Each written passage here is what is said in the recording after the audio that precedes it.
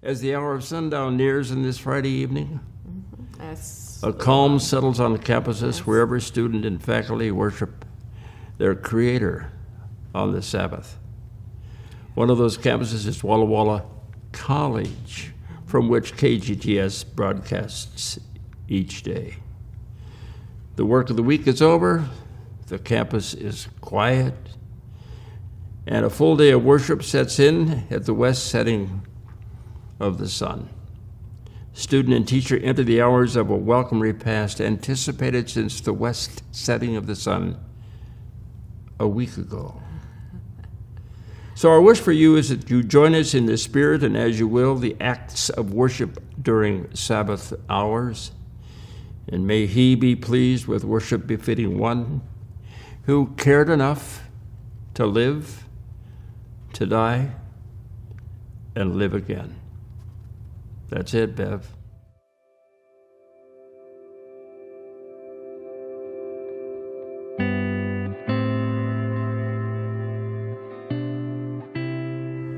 Loren, you have been part of the Walla Walla University scene ever since I can remember. And long before. What brought you here? You know, I think it was desperado time. I'd been canned by another college for causes that today would never stand up. So I sent my stuff out to all the Adventist colleges, as I recall, and this one responded, and this only. So, of course, I had to follow that. Yeah. And they decided that they wanted to get serious about the radio station. So that was kind of the breaking point for them and for us, and it sounded like the right match. So we were plenty happy to be here. That leads us, actually, to one of the main contributions you have made to this campus. But I'm intrigued by an allusion to a previous story. That sounds like it has you mean some the being promise. fired or the radio station? No, let's talk about the radio station later. What was this about being fired? Well, the president calls me in. You want the name? The president calls me in and said, "Now, what do you want to do with your life?" And I had no idea at age 25 or whenever I landed on that campus. Okay. And so I mumbled something incoherent, I'm sure. And he said, "Well, we really don't have room for that here."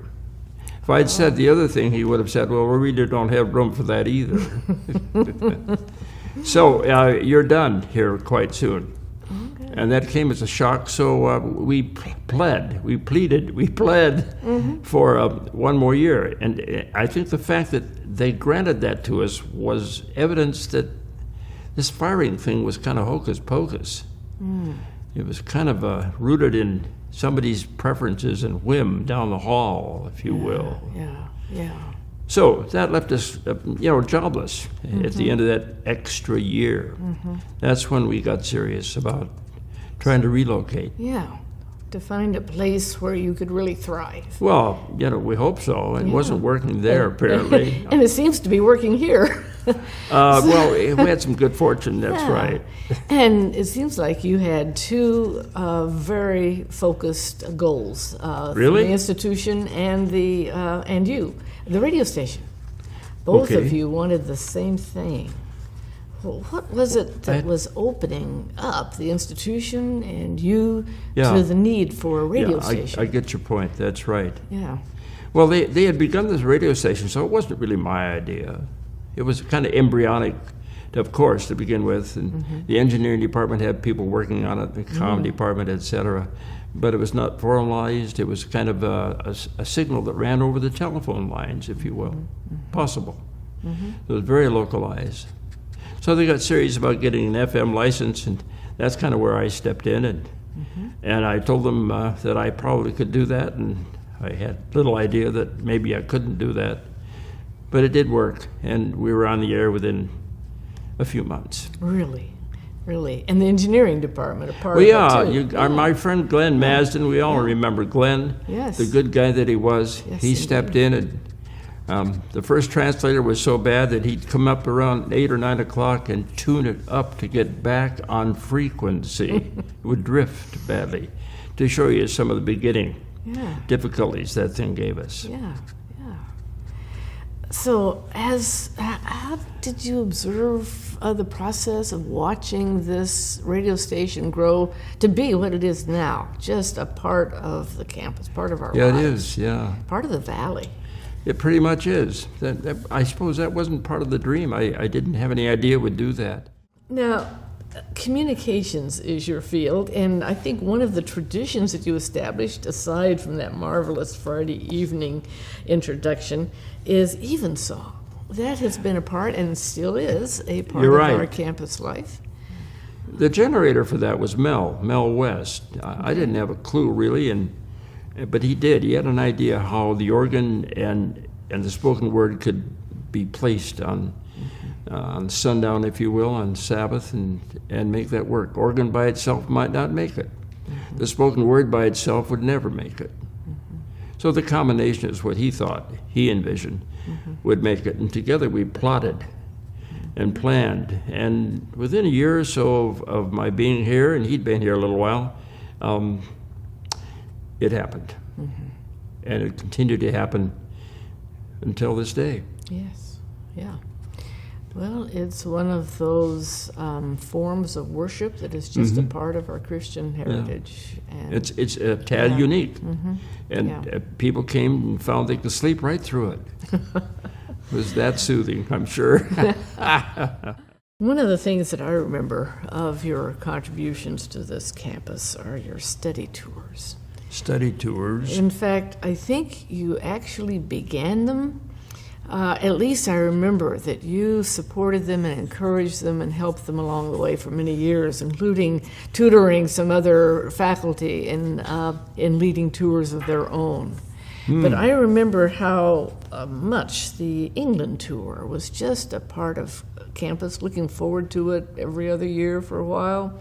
Yeah, And that's true. So what made you begin that? It's a whale of a lot of work. How would you know that? Because I was one of the people you helped to teach. Oh, hardly. No, it did take a lot of effort, you're right. And the planning was, in some senses, as much fun as the tour itself.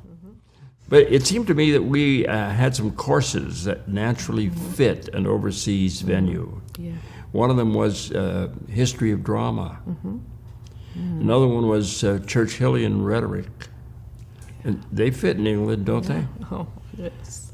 So when it became clear that some of this stuff would work and we could enhance our courses and give an experience to kids that otherwise they would probably never have, which is what turned out to be the case. We proposed those tours in the late 70s, and off we went. I remember those tours.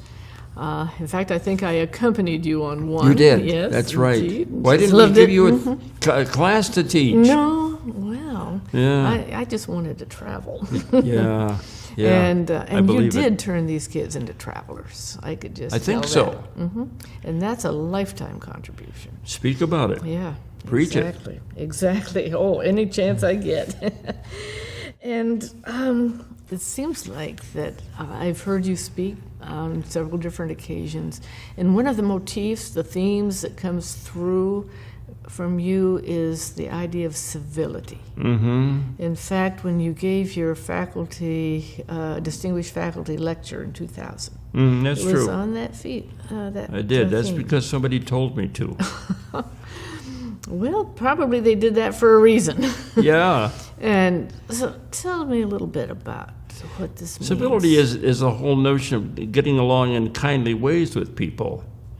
It doesn't mean getting along because they agree with you. It means getting along even when they disagree with you. And that's commonly heard, but not commonly done. It means finding ways to treat folks and have an excuse for doing things right with humankind. A good piece of that simply is, but not simply done, paying attention. You're a good attention payer. You pay attention to people. Did you know that? Well, this is not your interview, is it? Keep it on you here. So, we talk about paying attention to people and how that's done. Some of the ways that gets done in ways we haven't usually thought about. Okay, so that's at the kind of the base of civility. One of the memories I have of you is walking by your door many, many times. I hope it was open. And it was open, and I could see you sitting on a stool Yeah? and talking with a student, just almost always. And I love that picture. Tell me what it is about that arrangement. Tell me something about your ideas of teaching. I'll refer to this stool thing. So I bring it in when I first show up, and I think, people are going to like sitting on that funny old stool. And after a while, I got to thinking that it was useful because they sat higher than I was. I liked that. I had the desk and the cushy chair and all that stuff. And then at some point, I would reverse that. That's what you saw. Oh, okay. And I would sit higher, and they'd have the cushy chair and talk on and on. If I felt the person was going to stay too long, we didn't give them too much comfort. After all, my day came to an end too, So it seemed to me that I'm happiest when I'm engaging, I think. And I'm happy in this when I'm picking somebody's brain, particularly about how their life happens to be ticking. It seems to me if we are compassionately rigorous in and out of class, especially we can advance our cause a long ways. Rigor without compassion is hard work.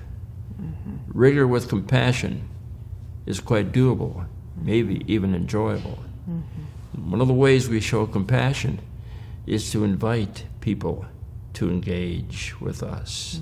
Well, what's important in the campus is really not me.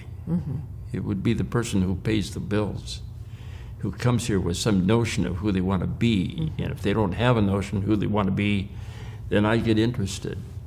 I'd rather be interested than interesting. It's possible to be both, I think. So that's a good piece of why we're here, seems to me. Yes. College is about kids, Yeah. isn't it? Yeah, that's why we're here. So I don't mind being a model in some ways.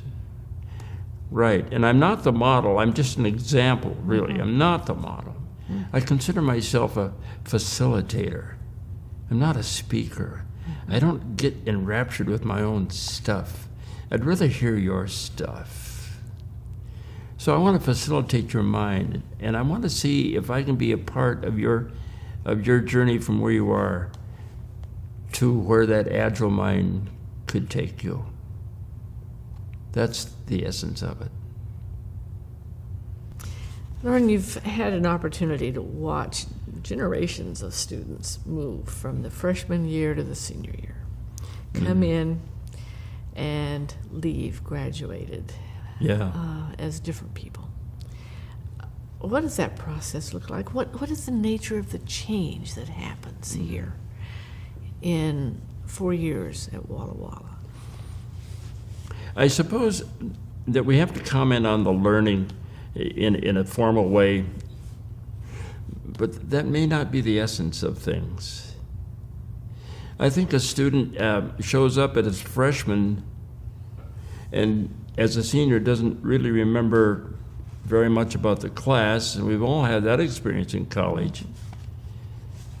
But the key piece is they remember you. And they remember how you behaved and what you stood for. I think that whole awareness begins to translate into the progress they're making during their college experience. And the letter grades are something we forget. Couldn't tell you what I got in general semantics when I was at the University of Denver. Don't know. But I do know some key people. Some of them I would never copy. And some of them I would say, he did that right. I can model off of that to some extent while still being who I am. So I think those lessons are going on, and they continue to go on, reflecting back on college, not what I learned, but who was there to take an interest With whom did I engage? And how did that map my life? If it was positive, all the better.